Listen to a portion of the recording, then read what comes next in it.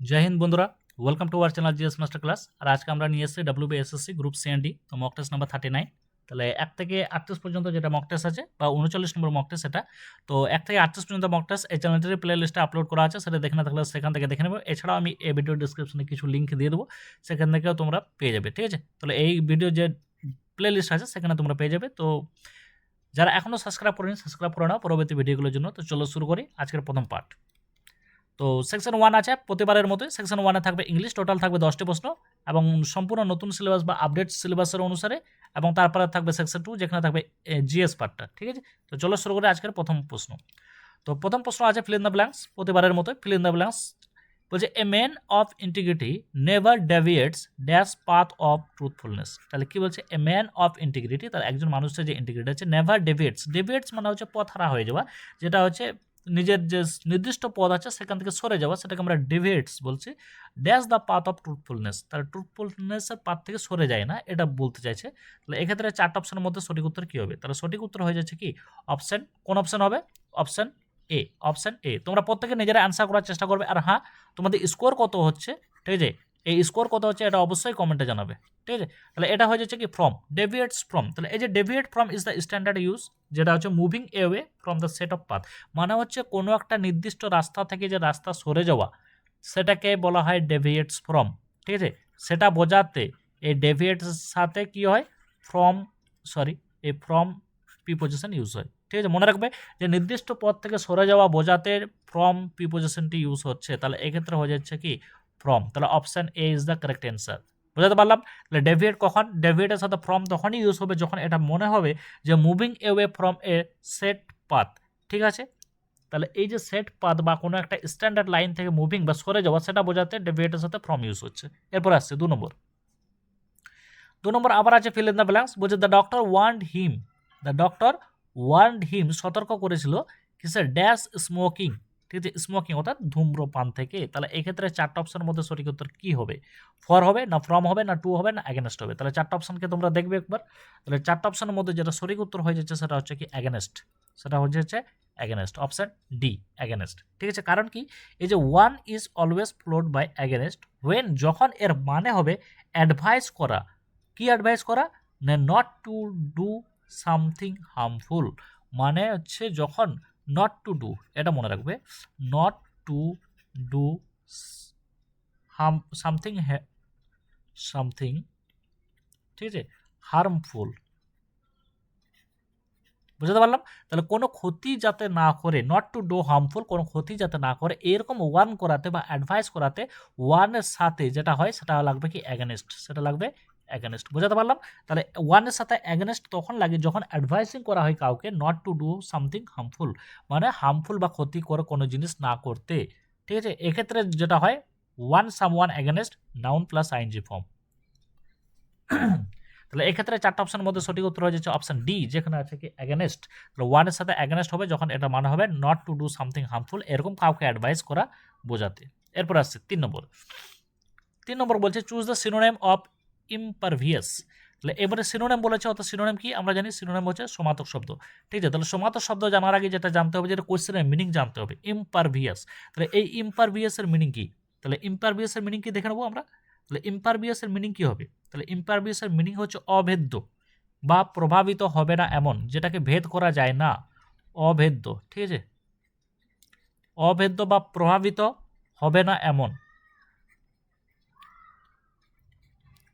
হবে না এমন, এটা বোঝাতে আমরা ইমপারভিয়াস শব্দটি ইউজ করি। তাহলে দেখে নিই। তাহলে প্রথমে আছে পেনিট্রেটেড। তাহলে পেনিট্রেটেড মানে আমরা কি জানি? প্রবেশ করানো। তাহলে যেটা পাস করে যায় সেটাকে আমরা পেনিট্রেটেড বলি, তাহলে এটা হবে না। তাহলে আছে ভালনারেবল। ভালনারেবল মানে হচ্ছে দুর্বল বা আঘাতযোগ্য, তাহলে এটাও আমরা কি দেখছি যে হচ্ছে না। তাহলে ভালনারেবল মানে হচ্ছে দুর্বল। রেজিস্ট্যান্ট যেটা আছে, রেজিস্ট্যান্ট মানে হচ্ছে প্রতিরোধী। ঠিক আছে, মনে রাখবে রেজিস্ট্যান্স মানে হচ্ছে কি প্রতিরোধী। ঠিক আছে, আর রেসপন্সিভ যেটা আছে প্রতিক্রিয়াশীল। তাহলে এক্ষেত্রে 4টা অপশনের বেসিসে যেটা সঠিক উত্তর হচ্ছে সেটা হচ্ছে কি রেজিস্ট্যান্স, মানে প্রতিরোধী। এটা হচ্ছে অবেদ্য, ঠিক আছে, যেটা ভেদ করা যায় না। তো রেজিস্ট্যান্স মানে হচ্ছে প্রতিরোধী। তাহলে এখানে অপশনের বেসিসে যেটা হচ্ছে সেটা হচ্ছে option C is the correct answer, resistant. ঠিক আছে, এরপর আসছি 4 নম্বর। 4 নম্বর কি বলছে? সিনোনিম আবার এসে স্যালিয়েন্ট। তাহলে স্যালিয়েন্টের মিনিং কি? তাহলে স্যালিয়েন্টের মিনিং হচ্ছে আমাদের জানি প্রধান বা বিশিষ্ট। আমরা বলি এটা স্যালিয়েন্ট ফিচার। তাহলে স্যালিয়েন্ট মানে হচ্ছে প্রধান বা বিশিষ্ট ফিচার, এই বিশিষ্ট, প্রধান বা বিশিষ্ট, প্রধান বা বিশিষ্ট। তাহলে এক্ষেত্রে দেখিনি মাইনর, মাইনর মানে তো আমরা জানি ছোটোখাটো, তাহলে সেটা প্রধান নয়।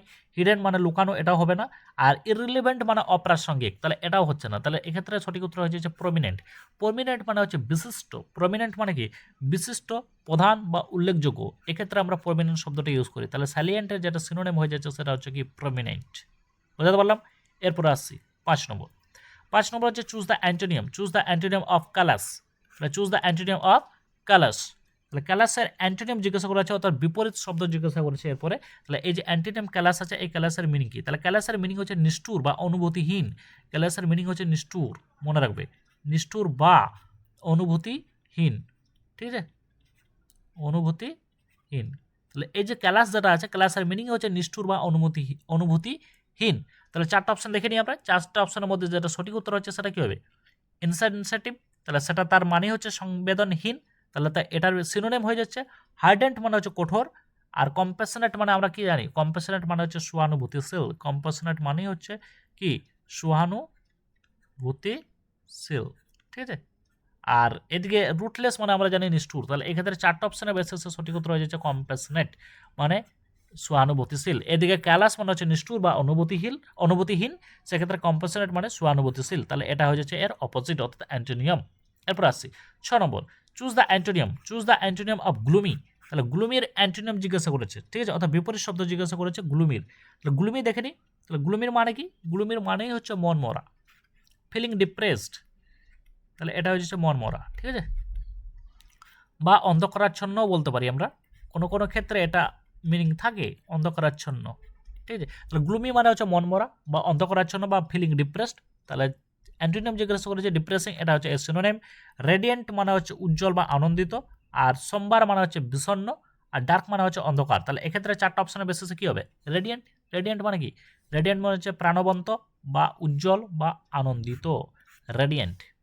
তাহলে এক্ষেত্রে আমরা দেখতে পাচ্ছি কি গ্লুমি যেটা দেওয়া আছে, গ্লুমির অপোজিট যেটা আছে সেটা হচ্ছে রেডিয়েন্ট, যার মানে হচ্ছে আনন্দিত বা প্রাণোচ্ছল বা কি বলবো উজ্জ্বল। এরপর আছে 7 নম্বর। 7 নম্বর আছে synopsis, correct plural form, correct plural form of synopsis.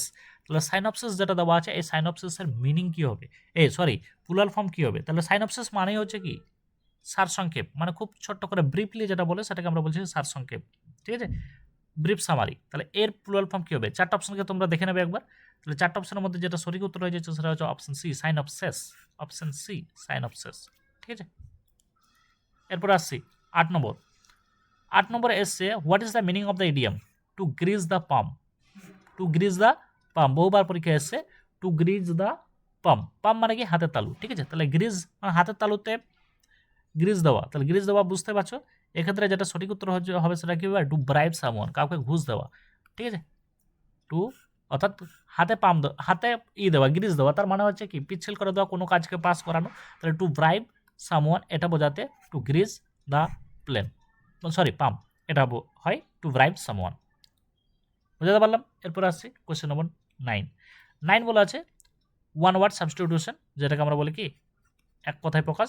তাহলে এই যে এক কথায় প্রকাশ, ঠিক আছে, কি বলছে? দ্য স্টাডি অফ ম্যাপস, অর্থাৎ ম্যাপসের স্টাডিকে কি বলা হয়? দ্য স্টাডি অফ ম্যাপসের স্টাডিকে কি বলা হয়? জিওগ্রাফি তো হবেই না, কারণ কি জিওগ্রাফি মানে হচ্ছে আমরা জানি ভূগোল, তাহলে এটা হবে না। কার্টোগ্রাফি যেটা দেওয়া আছে, কার্টোগ্রাফির মানে হচ্ছে মানচিত্রাঙ্কন বিদ্যা, অর্থাৎ মানচিত্রের যে স্টাডি সেটাকে আমরা বলা হয় কি কার্টোগ্রাফি, অর্থাৎ স্টাডি অফ ম্যাপস। জিওলজি কি ভূবিদ্যা আমরা জানি, আর ক্যালিগ্রাফি হচ্ছে বিউটিফুল হ্যান্ডরাইটিংয়ের যে স্টাডি সেটাকে আমরা বলি ক্যালিগ্রাফি। তাহলে এক্ষেত্রে যেটা সঠিক উত্তর হয়ে যাচ্ছে সেটা হচ্ছে কি কার্টোগ্রাফি। বুঝতে পারলাম। এরপর আসছি 10 number. Which word is spelled correctly, কোন ওয়ার্ডটি সঠিকভাবে লেখা আছে সেটি বলতে বলছে।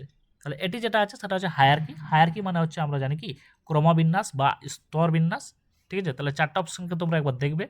4টা অপশনের মধ্যে যেটা সঠিক উত্তর হবে সেটা কি হবে? সেটা হয়ে যাচ্ছে option A, hierarchy. Option A, এই যে হায়ারকি, এটারই মানে হচ্ছে ক্রমবিন্যাস বা স্তর বিন্যাস। বুঝতে পারলাম। তাহলে এখানে আমাদের ইংলিশ যেটা আছে, এই ইংলিশ কমপ্লিট হলো। টোটাল 10টি প্রশ্ন। তো তোমরা ভিডিওটি সম্পূর্ণ দেখবে, আর হ্যাঁ তোমাদের স্কোর যেটা হচ্ছে সেটা অবশ্যই তোমরা কমেন্টে জানাবে, ঠিক আছে। চলো সেকেন্ড পার্টে চলে আসছে। সেকেন্ড পার্টে আছে ইংলিশ, সেকশন 2, যেখানে থাকবে জিকে বা জিএস, টোটাল 20টি প্রশ্ন সম্পূর্ণ আপডেটেড সিলেবাস অনুসারে। তো চলো শুরু করি। প্রথম প্রশ্ন বলছে সম্রাট অশোকের ত্রয়োদশ শিলালিপি, বহুবার পরীক্ষায় আসছে, ত্রয়োদশ শিলালিপি বা 13th রক এডিক্ট নিচের কোন ঐতিহাসিক ঘটনার জন্য সর্বাধিক গুরুত্বপূর্ণ? সম্রাট অশোক দ্য গ্রেট, সম্রাট অশোকের ত্রয়োদশ শিলালিপি, যেটাকে 13th রক এডিক্ট বলা হচ্ছে, এই নিচের কোন ঐতিহাসিক ঘটনার জন্য সর্বাধিক গুরুত্বপূর্ণ? বহুবার পরীক্ষায় আসছে। 4টা অপশন দেওয়া আছে, 4টা অপশনের মধ্যে সঠিক উত্তর কি হবে? তাহলে সঠিক উত্তর যেটা হয়ে যাবে সেটা হবে কি কলিঙ্গ যুদ্ধ ও অশোকের অনুতাপ। অপশন বি কলিঙ্গ যুদ্ধ ও অশোকের অনুতাপ। ঠিক আছে, তাহলে এটা হয়ে যাচ্ছে। এই শিলালিপি থেকে জানা যায় যে কলিঙ্গ যুদ্ধের ভয়াবহতাও জানা যায়, এবং এই ভয়াবহতা দেখে যে অশোকের মনের পরিবর্তন হয় এবং তিনি ভেড়ি ঘোষ থেকে ধর্মঘোষ নীতি গ্রহণ করেন। মনে রাখবে ভেড়ি ঘোষ। ঠিক আছে, ভেড়ি ঘোষ অর্থাৎ যুদ্ধনীতি, ভেড়ি ঘোষ অর্থাৎ যুদ্ধনীতি থেকে ধর্মঘোষ অর্থাৎ ধর্মনীতির পথে যাত্রা করেন। তাহলে এই যেটা এটা আমরা জানতে পারি কোথায়? 13 রক এডিক্ট থেকে। তাহলে মনে রাখবে ভেড়ি ঘোষ থেকে ধর্মঘোষের দিকে যাত্রা, এটা এই কলিঙ্গ যুদ্ধের ভয়াবহতা দেখেই অশোকের মনে উদয় হয়েছিল। ঠিক আছে, এরপরে আসছি 2 নম্বর বলছে যে ভারতের কোন রাজ্যে বানিহাল গিরিপথ, যেটাকে বানিহাল পাস বলে, অবস্থিত, যা জম্মু ও কাশ্মীর উপত্যকাকে যুক্ত করে, যেখানে জৌহর টানেল নির্মিত হয়েছে। ঠিক আছে, মনে রাখবে যে ভারতের কোন রাজ্যে বানিহাল পাস বা বানিহাল গিরিপথ অবস্থিত আছে, যা জম্মু ও কাশ্মীর উপত্যকাকে সংযুক্ত করে এবং যেখানে জৌহর টানেল নির্মিত হয়েছে। তাহলে 4টা অপশন দেখে নিই। 4টা অপশনের মধ্যে যেটা সঠিক উত্তর হয়ে যাচ্ছে সেটা কি হবে? তাহলে সেটা হয়ে যাচ্ছে কি অপশন সি, জম্মু কাশ্মীর। ঠিক আছে, এটা জম্মু অ্যান্ড কাশ্মীরে থাকাটাই স্বাভাবিক। ঠিক আছে, তাহলে এখানে মনে রাখবে যে পীরপাঞ্চাল পর্বতশ্রেণীতে অবস্থিত। যদি বলে কোন পর্বতশ্রেণী, তাহলে সেটা হয়ে যাবে কি পীরপাঞ্চাল। এটা বহুবার পরীক্ষায় দেয় যে কোন পর্বতশ্রেণীতে অবস্থিত, তাহলে সেটা হয়ে যাবে পীরপাঞ্চাল। ঠিক আছে, পীরপাঞ্চাল পর্বতশ্রেণীতে অবস্থিত। এই গিরিপথটা শীতকালেও যোগাযোগ ব্যবস্থা বজায় রাখার জন্য গুরুত্বপূর্ণ। এরপরে আসছি 3 নম্বর বলছে দক্ষিণ ভারতের কোন রাজবংশ নৌশক্তি বা নেভাল পাওয়ার এবং দক্ষিণ পূর্ব এশিয়ার সাম্রাজ্য বিস্তারের জন্য বিখ্যাত ছিল? দক্ষিণ ভারতের কোন রাজবংশ নেভাল পাওয়ার বা নৌশক্তি এবং দক্ষিণ পূর্ব এশিয়ায় সাম্রাজ্য বিস্তারের জন্য বিখ্যাত ছিল? তাহলে 4টা অপশন দেওয়া আছে। 4টা অপশনের মধ্যে সঠিক উত্তর কি হবে? চোল রাজবংশ। ঠিক আছে, চোল রাজবংশ। মনে রাখবে চোল রাজবংশ, প্রথম রাজারাজ চোল এবং প্রথম রাজেন্দ্র চোল একটি শক্তিশালী, দুটো নাম মনে রাখবে। একটা হচ্ছে প্রথম রাজরাজ চোল,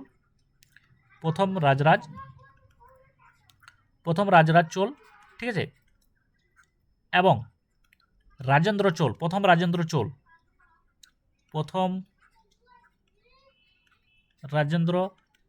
ঠিক আছে, প্রথম রাজেন্দ্র চোল। তারা শ্রীলঙ্কা এবং দক্ষিণ পূর্ব এশিয়ায় শ্রীবিজয় সাম্রাজ্য পর্যন্ত রাজ্য জয় করেছিলেন। ঠিক আছে, শ্রীলঙ্কা এবং দক্ষিণ যে পূর্ব এশিয়ায় শ্রীবিজয় সাম্রাজ্য পর্যন্ত রাজ্য বিস্তার করেছিলেন। তারা দুটা নাম মনে রাখবে, প্রথম রাজারাজ চোল এবং প্রথম রাজেন্দ্র চোল। এরপর আসছি 4 নম্বর বলছে 4 নম্বর দেখে রাখবো আমরা। তাহলে এই যে 4 নম্বর যেটা আছে, তাহলে এই 4 নম্বরে কি বলছে যে সংবিধানের কোন অনুচ্ছেদের 4 নম্বর বলছে সংবিধানের কোন অনুচ্ছেদে বা আর্টিকেলের অধীনে ভারতীয় সংসদ নতুন রাজ্য গঠন অথবা বর্তমান রাজ্যের নাম ও সীমানা পরিবর্তন করার ক্ষমতা ভোগ করে? ঠিক আছে, তাহলে 4টা অপশনের মধ্যে সঠিক উত্তর কি হবে? তাহলে সঠিক উত্তর যেটা হবে সেটা হবে কি অনুচ্ছেদ 3, আর্টিকেল 3। তাহলে অনুচ্ছেদ 3 অনুযায়ী সংসদ সাধারণ সংখ্যাগরিষ্ঠের মাধ্যমে রাজ্যের যে কোনো রাজ্য পুনর্গঠন করতে পারে। তাহলে হ্যাঁ, এক্ষেত্রে মনে রাখবে যে রাষ্ট্রপতির রিকমেন্ডেশনের প্রয়োজন হয়। তাহলে আর্টিকেল 3। এরপর আসছি 5 নম্বর বলছে ভারতের কোন রাজ্যে এশিয়ার বৃহত্তম সোলার পার্ক বা সৌর উদ্যান ভাদলা অবস্থিত, যেটাকে আমরা বলি কি ভাদলা সোলার পার্ক অবস্থিত? ভারতের কোন রাজ্যে এশিয়ার বৃহত্তম সোলার পার্ক বা সৌর উদ্যান ভাদলা সোলার পার্ক অবস্থিত? তাহলে 4টা অপশন দেওয়া আছে। 4টা অপশনের মধ্যে সঠিক উত্তর কি হবে? আমরা জানি এটা রাজস্থান। ঠিক আছে, রাজস্থান।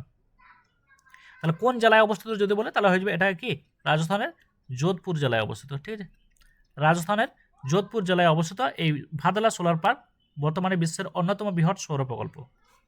এরপর আসছি 6 নম্বর বলছে লিঙ্গ ব্যবধান সূচক বা জেন্ডার গ্যাপ ইন্ডেক্স প্রতি বছর কোন আন্তর্জাতিক সংস্থা প্রকাশ করে? লিঙ্গ ব্যবধান সূচক বা জেন্ডার গ্যাপ ইন্ডেক্স প্রতি বছর কোন আন্তর্জাতিক সংস্থা প্রকাশ করে? তাহলে এটা যেটা হবে, এটা 4টা অপশনের মধ্যে সঠিক উত্তর কি হবে? World economic forum, WEF, world economic forum. এই যে অপশন বি যেটা দেওয়া আছে ওয়ার্ল্ড ইকোনমিক ফোরাম, এই ওয়ার্ল্ড ইকোনমিক ফোরাম প্রতি বছর জেন্ডার গ্যাপ ইন্ডেক্স প্রকাশ করে। ঠিক আছে, তাহলে এটি কোন কোন ক্ষেত্রে যদি হয়, তাহলে হবে অর্থনৈতিক অংশগ্রহণ বা ইকোনমি, এডুকেশন এবং হেলথ এবং পলিটিক্যাল পাওয়ার। এই 4টি বিষয়ের উপর বৈষম্য পরিমাপ করে। এরপর আসছি 7 7 নম্বর বহুবার পরীক্ষায় আসা প্রশ্ন, তালিকোটার যুদ্ধ, ব্যাটল অফ তালিকোটা, যা বিজয়নগর সাম্রাজ্যের পতনের কারণ হিসাবে বিবেচিত, কত খ্রিস্টাব্দে সংঘটিত হয় বা হয়েছিল? তালিকোটার যুদ্ধ বা ব্যাটল অফ তালিকোটা, যা বিজয়নগর সাম্রাজ্যের পতনের জন্য কারণ হিসাবে পরিচিত, কত খ্রিস্টাব্দে সংঘটিত হয়েছিল? তাহলে 4টা অপশন দেওয়া আছে, 4টা অপশনের মধ্যে সঠিক উত্তর কি হবে? তাহলে সঠিক উত্তর যেটা হয়ে যাচ্ছে সেটা হচ্ছে কি 1565, অপশন সি। 1565। মনে রাখবে এই যুদ্ধ যেটা হচ্ছে দাক্ষিণাত্যের সুলতানদের জোটদের সাথে বিজয়নগর সাম্রাজ্যের সদাশিব রায়ের সাথে হয়, এবং এই যুদ্ধে সদাশিব রায় পরাজিত হন এবং রাজধানী হাম্পি ধ্বংস হয়। ঠিক আছে, তাহলে এটা কত সালে হয়েছিল? 1565 সালে। তাহলে বিজয়নগর সুলতানদের জোটের সাথে বিজয়নগর সাম্রাজ্য বাহমনি সুলতান যেটা আছে, দাক্ষিণাত্যের বাহমনি সুলতানদের জোটের সাথে এই বিজয়নগর সাম্রাজ্যের সদাশিব রায়ের সাথে এই যুদ্ধ হয়। এরপর আসছি 8 নম্বর। 8 নম্বর বলছে বাঘ সংরক্ষণ বা টাইগার প্রজেক্ট, যেটাকে আমরা ব্যাঘ্র সংরক্ষণ বা বাঘ সংরক্ষণ, টাইগার প্রজেক্ট ভারতে কত সালে শুরু হয়? বাঘ সংরক্ষণ প্রজেক্ট কত সালে শুরু হয়? তাহলে 4টা অপশনের মধ্যে সঠিক উত্তর কি হবে? 1973। মনে রাখবে বাঘের সংখ্যা আশঙ্কাজনকভাবে কমে যাওয়ায় ভারত সরকার 1973 সালে উত্তরাখণ্ডের জিম করবেট যে ন্যাশনাল পার্ক আছে এই পার্কে শুরু করে, জিম করবেট ন্যাশনাল পার্কে এই প্রজেক্ট শুরু করে, উত্তরাখণ্ডের জিম করবেট ন্যাশনাল পার্ক 1973। এরপর আসছি 9 নম্বর। 9 নম্বর বলছে পাবলিক অ্যাকাউন্টস কমিটি, যেটাকে আমরা প্যাক বলি, পিএসসি। ঠিক আছে, পাবলিক অ্যাকাউন্টস কমিটি এর মোট 22 জন সদস্যের মধ্যে লোকসভা ও রাজ্যসভা থেকে কতজন করে সদস্য নেওয়া হয়? কি বলছে? পাবলিক অ্যাকাউন্টস কমিটি বা প্যাক এর মোট 22 জন সদস্যের মধ্যে লোকসভা ও রাজ্যসভা থেকে কতজন করে সদস্য নেওয়া হয়? তাহলে 4টা অপশন দেওয়া আছে, 4টা অপশনের মধ্যে সঠিক উত্তর কি হবে? তাহলে সঠিক উত্তর যেটা হয়ে যাচ্ছে সেটা হচ্ছে কি অপশন এ, অর্থাৎ লোকসভা থেকে 15 এবং রাজ্যসভা থেকে 7। লোকসভা থেকে 15, রাজ্যসভা থেকে 7। মনে রাখবে এই যে পিএসসি যেটা আছে, পাবলিক অ্যাকাউন্টস কমিটির চেয়ারম্যান বিরোধী দলনেতা থেকে করা হয়। ঠিক আছে, এবং এই পিএসসি সরকারি ব্যয়ের হিসাব নিকাশ পরীক্ষা করে। ঠিক আছে, ব্যয়ের হিসাব, মনে রাখবে ব্যয় বা এক্সপেন্ডিচারের হিসাব পরীক্ষা করে, এবং ঐতিহাসিকভাবে এই কমিটির বিরোধী নেতা থেকেই বানানো হয়, নির্বাচিত করা হয় চেয়ারম্যান, এবং একে সাহায্য করেন কে? ক্যাগ। একে সাহায্য করেন কে? ক্যাগ। ঠিক আছে, কন্ট্রোলার অ্যান্ড অডিটর জেনারেল। এরপরে আসছি 10 নম্বর। 10 নম্বর বলছে হুইলার দ্বীপ, যা ভারতের একটি প্রধান ক্ষেপণাস্ত্র উৎক্ষেপণ কেন্দ্র, বর্তমান নাম কি? তাহলে হুইলার দ্বীপ, যা ভারতের একটি প্রধান ক্ষেপণাস্ত্র উৎক্ষেপণ কেন্দ্র, যার বর্তমান নাম কি? তাহলে 4টা অপশন দেওয়া আছে, 4টা অপশনের মধ্যে সঠিক উত্তর কী হবে? আব্দুল কালাম দ্বীপ। ঠিক আছে, আব্দুল কালাম দ্বীপ। উড়িষ্যা উপকূলের এই দ্বীপটির নাম 2015 সালে ডক্টর এপিজে আব্দুল কালাম এর নামের সম্মানে পরিবর্তন করা হয়। এটি ডিআরডিও উৎক্ষেপণের বা ক্ষেপণাস্ত্র পরীক্ষার একটি প্রধান ঘাঁটি 2015 সালে।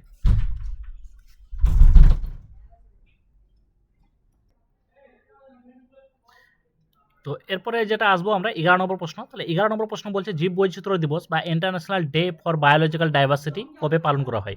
জীব বৈচিত্র্য দিবস বা international day for biological diversity কবে পালন করা হয়? তাহলে এক্ষেত্রে 4টা অপশনের মধ্যে যেটা সঠিক উত্তর হয়ে যাচ্ছে সেটা হচ্ছে কি 22শে মে।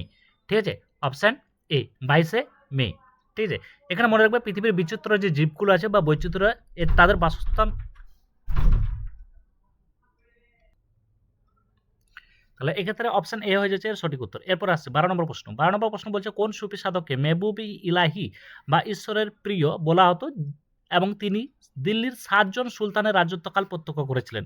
তাহলে এইটুকু জাস্ট মনে রাখবে মেহবুবি ইলাহি কাকে বলা হতো। তাহলে 4টা অপশনের মধ্যে সঠিক উত্তর হয়ে যাচ্ছে কি নিজামুদ্দিন আউলিয়া। ঠিক আছে, নিজামুদ্দিন আউলিয়া। তাহলে তিনি আমির খুসরোর আধ্যাত্মিক গুরু ছিলেন। ঠিক আছে, স্পিরিচুয়াল মানে টিচার ছিলেন। কার? আমির খুসরোর। আর মনে রাখবে যে গিয়াসউদ্দিন তুগলকের সঙ্গে তার বিরোধ ছিল, এবং সেক্ষেত্রে তার একটা বিখ্যাত উক্তি ছিল, সেটা আছে দিল্লি এখনও অনেক দূরে।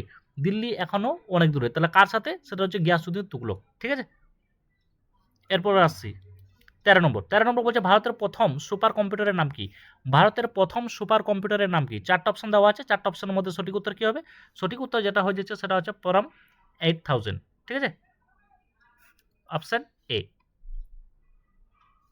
1991 সালে সিড্যাক ভারতের এই প্রথম সুপার কম্পিউটার তৈরি করেছিল। কত সালে যদি বলে তাহলে 1991। কি হবে? সিড্যাক। ঠিক আছে, ভারতের এই প্রথম সুপার কম্পিউটার তৈরি করেছিল। এরপর আসছি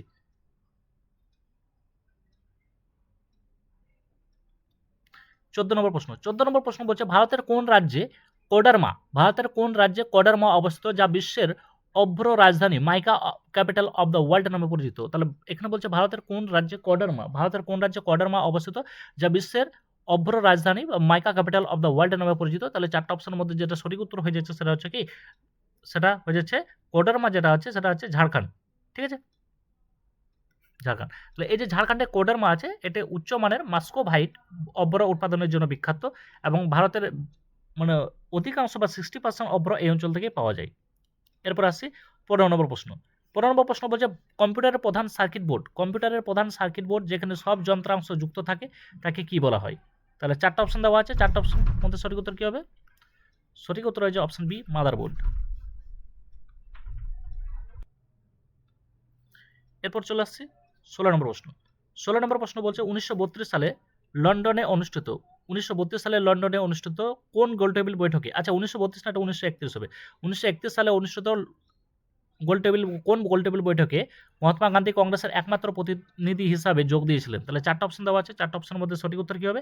তাহলে সঠিক উত্তর যেটা হয়ে যাচ্ছে সেটা হচ্ছে দ্বিতীয় গোলটেবিল বৈঠক। আমরা জানি কি দ্বিতীয় গোলটেবিল বৈঠক বা সেকেন্ড রাউন্ড টেবিল কনফারেন্সে কংগ্রেসের হয়ে বা কংগ্রেসের প্রতিনিধি হয়ে মহাত্মা গান্ধী যোগদান করেছিলেন। ঠিক আছে, তো প্রথম গোলটেবিল বৈঠকে যোগদান করেননি এবং দ্বিতীয় গোলটেবিল বৈঠকে যোগদান করেছিলেন। তাহলে এটি কিসের পরিপ্রেক্ষিতে না, গান্ধী আরউইন চুক্তি যেটা হয়েছিল 1931 খ্রিস্টাব্দে, এক্ষেত্রে এরপর মহাত্মা গান্ধী কংগ্রেসের একমাত্র প্রতিনিধি হিসাবে এই দ্বিতীয় গোলটেবিল বৈঠকে যোগদান করেন।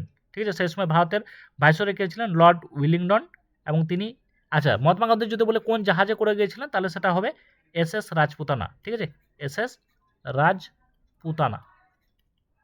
তবে এই কনফারেন্সে যোগদান করে তিনি বিশেষভাবে সফল হননি। এরপরে আসছি 17 নম্বর প্রশ্ন বলছে প্রথম পারমাণবিক বোমা তৈরির প্রজেক্টের নাম কি ছিল? প্রথম পারমাণবিক বোমা তৈরির প্রজেক্টের নাম কি ছিল? তাহলে 4টা অপশন দেওয়া আছে, 4টা অপশনের মধ্যে সঠিক উত্তর কি হবে? তাহলে আমরা জানি এটা হয়ে যাচ্ছে কি ম্যানহাটন প্রজেক্ট, আমেরিকার ম্যানহাটন প্রজেক্ট। দ্বিতীয় বিশ্বযুদ্ধের সময় রবার্ট ওপেনহাইমারের নেতৃত্বে আমেরিকা এই প্রজেক্ট শুরু করে। এরপর আসছে 18 নম্বর বলছে ভারতের প্রথম জলবিদ্যুৎ কেন্দ্র সিড্রাপং। ভারতের প্রথম জলবিদ্যুৎ কেন্দ্র যেটা হচ্ছে সিড্রাপং কোন পাহাড়ি অঞ্চলে 1897 সালে স্থাপিত হয়েছিল? তাহলে ভারতের প্রথম যদি জলবিদ্যুৎ কেন্দ্রের কথা বলে তাহলে সেটা হবে সিড্রাপং।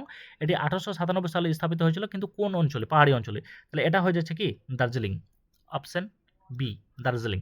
ঠিক আছে, এরপর আসছি 19 নম্বর বলছে 1940 সালের আগস্ট প্রস্তাব বা যেটাকে আগস্ট অফার বলি কোন ভাইসরয় ঘোষণা করেছিলেন যার মূল লক্ষ্য ছিল দ্বিতীয় বিশ্বযুদ্ধে ভারতীয়দের সমর্থন আদায় করা?